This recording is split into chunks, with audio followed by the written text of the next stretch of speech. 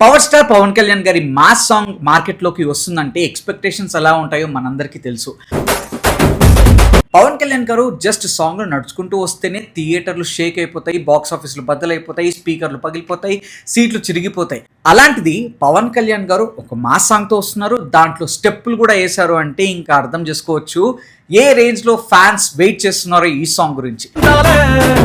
ఎర్ర కండువాల మధ్యలో మండే సూర్యుడిలాగా పవన్ కళ్యాణ్ దగదగ మెరిసిపోతున్నాడు భయ్యా. కానీ అసలు సిస్లైన క్వశ్చన్ ఏంటంటే, థియేటర్ లో ఫ్యాన్స్ చేత ఆడియన్స్ చేత విజిల్స్ కొట్టే మాస్ సాంగ్ అవుతుందా? Right from the start till the end song energetic గా సాగుతుంది అండ్ బీట్స్ ఇక్కడ కొడుతున్నాయి. అందరూ డాన్స్ చేసే సాంగ్ లాగా ఫుట్ ట్యాపింగ్ అయితే ఖచ్చితంగా డిఎస్పి గారు కంపోజ్ చేశారు.